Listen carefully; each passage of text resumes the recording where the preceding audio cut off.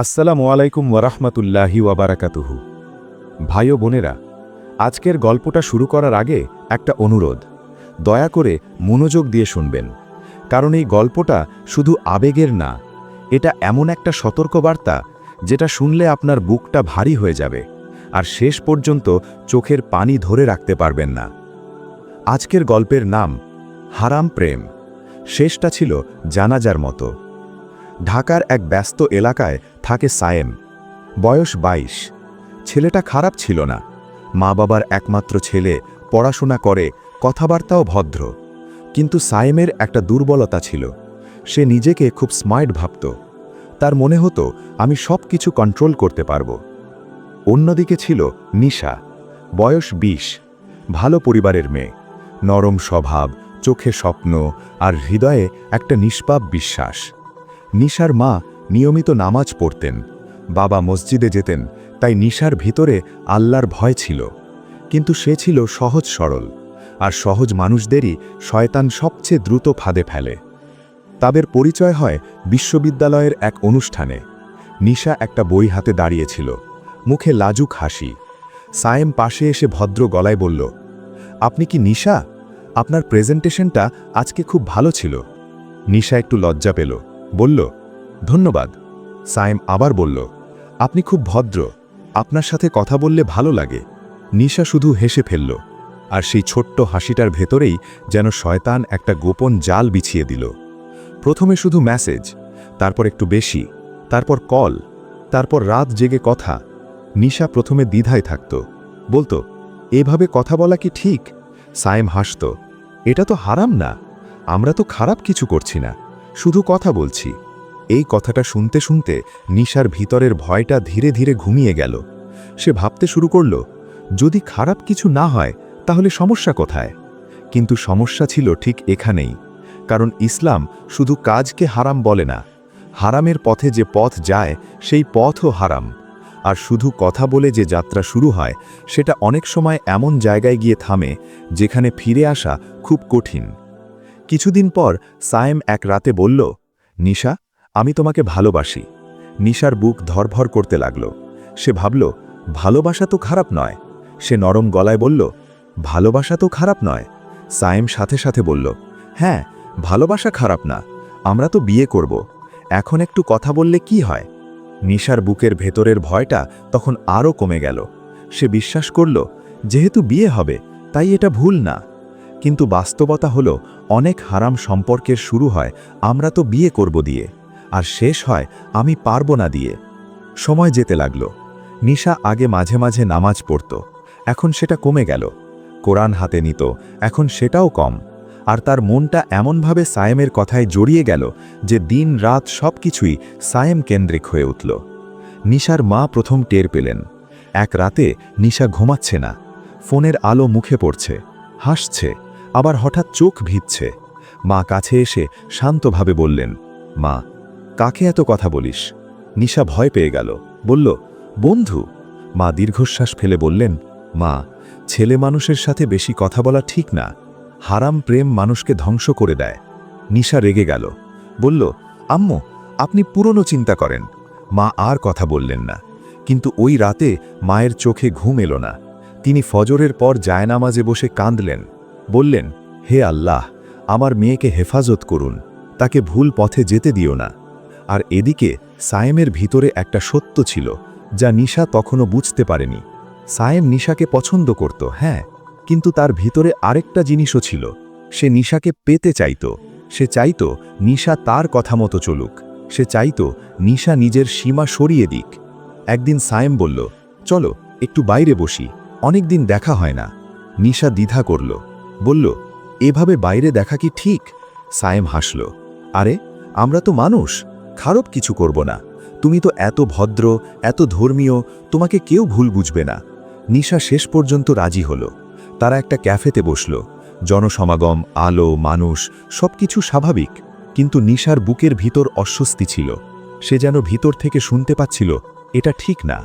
সায়েম বারবার বলছিল, তোমাকে আজ খুব সুন্দর লাগছে। নিশা মাথা নিচু করল। সায়েম হাসল, তুমি এত লাজুক কেন? আমি তো তোমাকে ভালোবাসি। নিশা বাড়ি ফেরার সময় মনে করল সে কিছু ভুল করছে, কিন্তু ভুলটাকে সে নাম দিতে পারছে না। এরপর থেকে দেখা সাক্ষাৎ বাড়তে লাগল। নিশা নিজের কাছে এক একটা যুক্তি বানায়। আমরা তো বিয়ে করব, আমি তো খারাপ কিছু করছি না, আমি তো সীমা পার হচ্ছি না। কিন্তু সত্য হলো, সীমা একবার সরলে আবার সরতে সময় লাগে না। একদিন কলেজে এক বন্ধু নিশাকে বলল, তোর কথাবার্তা বদলে গেছে, তুই আগের মতো হাসিস না, সব সময় ফোনে থাকিস। নিশা জোর করে হাসল, না তো, এমন কিছু না। কিন্তু ভিতরে ভিতরে সে জানত তার জীবনটা আর আগের মতো নেই। এর মধ্যে সায়েমের পরিবারে সমস্যা শুরু হলো। সায়েমের বাবা বললেন, পড়াশোনায় মন দে, ভবিষ্যৎ ঠিক কর। সায়েম বিরক্ত হতো, তার মন তখন নিশার কাছে। সে ভাবত, আমি শুধু নিশাকেই চাই। কিন্তু ছেলের প্রেম আর বাস্তবতার সংসার একসাথে চলতে পারে না, যদি সেটা আল্লাহর নিয়মে না হয়। একদিন নিশা সায়েমকে বলল, তুমি বাসায় কথা বলো, যদি সত্যিই বিয়ে করতে চাও। সায়েম চুপ করে রইল। নিশা আবার বলল, আমার পরিবার জানলে সমস্যা হবে, তুমি ঠিক করো। সায়েম একটু রেগে গিয়ে বলল, তুমি এত চাপ দিচ্ছ কেন? সময় লাগবে। এই সময় লাগবে কথাটা নিশার বুকের ভিতর কাঁটা হয়ে বিঁধে গেল। সে প্রথমবার সন্দেহ করল, সায়েম কি সত্যিই বিয়ে করতে চায়, নাকি শুধু কথায় কথায় তাকে আটকে রেখেছে। সেদিন রাতে নিশা নামাজ পড়তে দাঁড়ালো। অনেক দিন পর তাকবীর দিল, কিন্তু মন আটকে আছে সায়েমে। সে সিজদায় গিয়ে কাঁদতে চাইল, কিন্তু কান্না আসলো না। আর তখনই সে অনুভব করল, হারাম সম্পর্ক শুধু শরীর নষ্ট করে না, হৃদয়ও কঠিন করে দেয়। কিছুদিন পর সায়েম হঠাৎ নিশার সাথে কথা কমিয়ে দিল। মেসেজের রিপ্লাই দেরি, কল ধরছে না। নিশা অস্থির হয়ে উঠল, তার বুক ধড়ফড় করে। সে বারবার ফোন করে, বারবার অনলাইন দেখে।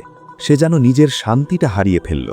তার পড়াশোনা নষ্ট হতে লাগল, খাওয়া দাওয়া কম, চোখে ঘুম নেই। একদিন নিশা কাঁদতে কাঁদতে বলল, তুমি এমন করছো কেন? সায়েম বিরক্ত গলায় বলল, আমি ব্যস্ত। তুমি এত ড্রামা করো কেন? নিশা থমকে গেল। যে ছেলে একদিন বলতো, তোমাকে ছাড়া আমি থাকতে পারবো না, আজ সে বলছে ড্রামা। এরপর একদিন ক্যাম্পাসে নিশা দেখল সায়েম অন্য এক মেয়ের সাথে হাসছে, খুব কাছাকাছি দাঁড়িয়ে। নিশার মনে হলো কেউ তার বুক চেপে ধরেছে। সে এগিয়ে গেল। সায়েম তাকে দেখে অবাক হয়নি, বরং বিরক্ত হল। বলল, তুমি এখানে কেন? নিশা গলা কাঁপিয়ে বলল, তুমি? সায়েম চোখ ঘুরিয়ে বলল, তুমি বেশি ভাবছ, এটা আমার ক্লাসমেট। নিশা ফিরে আসলো, কিন্তু তার মাথার ভিতর তোলপাড়। সে বুঝতে পারল তার ভালোবাসা হয়তো এক পেশে ছিল, সে হয়তো একটা খেলনায় পরিণত হয়েছে। সেদিন রাতে নিশা মায়ের সামনে বসে রইল। মায়ের চোখে সে মেয়েটার ভাঙা মুখটা দেখলেন। মা শান্তভাবে বললেন, মা, কি হয়েছে? নিশা চুপ। মা আবার বললেন, মা, সত্য বল, আমি তোর মা। আর তখন নিশা আর পারল না, সে ফেটে পড়ল। কাঁদতে কাঁদতে বলল, আম্মু, আমি ভুল করেছি। আমি একটা ছেলের সাথে কথা বলতাম, আমি ভেবেছিলাম বিয়ে করবে। এখন সে বদলে যাচ্ছে। আমি খুব কষ্ট পাচ্ছি। মা নিশাকে বুকে টেনে নিলেন। মা কাঁদলেন, তারপর খুব ধীরে বললেন, মা, তোকে আমি আগেই বলেছিলাম, কিন্তু শোনিসনি। তবু শোন, এখনও শেষ না, তওবার দরজা বন্ধ হয়নি। নিশা কাঁদতে কাঁদতে বলল, আমি কি করব আম্মু? মা বললেন, আল্লাহর দিকে ফিরে আয়, সম্পর্কটা হালাল পথে নে, না হলে ছেড়ে দে। কারণ হারাম সম্পর্ক কখনো শান্তি দেয় না, এটা শুধু আগুন দেয়। নিশা সেই রাতে অজু করল। অনেক দিন পর নামাজে দাঁড়ালো। সিজদায় মাথা রাখতেই কান্না এলো, অনেক দিনের জমে থাকা কান্না। সে বলল, হে আল্লাহ, আমি ভুল পথে গিয়েছিলাম, আমাকে ক্ষমা করুন, আমাকে শক্ত করুন, আমাকে এমন বানান যেন আমি আপনার সন্তুষ্টির জন্য বাঁচি। দিন গেল, মাস গেল।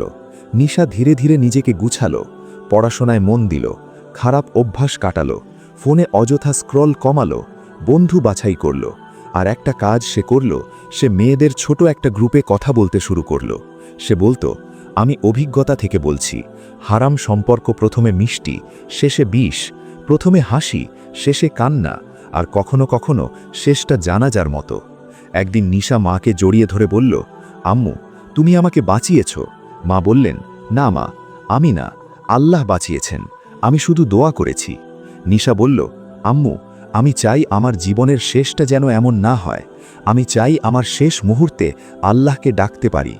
মা চোখ ভিজিয়ে বললেন, তাহলে আজ থেকেই আল্লাহর পথে চল, কারণ মৃত্যু যখন আসে সেদিন নতুন করে শেখার সময় থাকে না। ভাই ও বোনেরা, এই গল্পটা এখানেই শেষ, কিন্তু শিক্ষা এখানেই শুরু। যদি আপনি হারাম সম্পর্কের ভেতরে থাকেন, আপনার কাছে একটা কথা, আজই থামুন, আজই ফিরে আসুন। কারণ হারাম সম্পর্ক আপনাকে ইবাদত থেকে দূরে করবে, মা বাবার দোয়া থেকে দূরে করবে, আত্মসম্মান থেকে দূরে করবে, এবং কখনো কখনো আপনাকে এমন জায়গায় নিয়ে যাবে যেখানে শুধুই আফসোস থাকবে। আর যদি আপনি বলেন পরে তওবা করব, মনে রাখবেন পরে শব্দটা সব সময় হাতে থাকে না। হে আল্লাহ, আমাদের সবাইকে হেদায়েত দান করুন, আমাদের চোখকে, হৃদয়কে, চরিত্রকে হেফাজত করুন, হারাম থেকে বাঁচিয়ে হালাল পথে চলার তৌফিক দান করুন, এবং আমাদের শেষ কথা যেন হয় লা ইলাহা ইল্লাল্লাহ। আমিন।